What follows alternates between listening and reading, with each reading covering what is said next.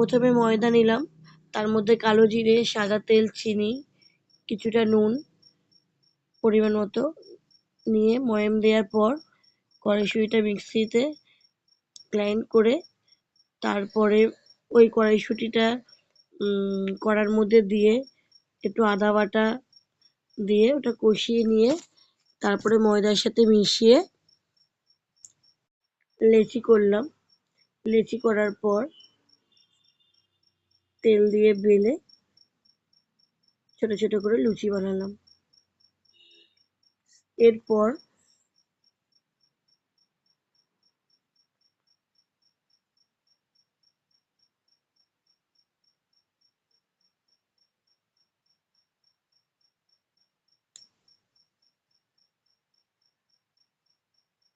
লুচি ভাজলাম।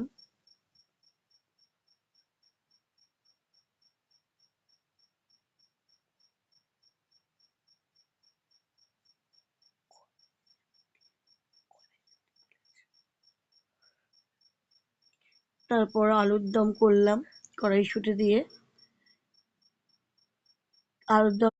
আলুর দমে মশলা দিলাম কাজু বাদাম, চালমগজ, কিছুটা জিরে, কিছুটা আদা,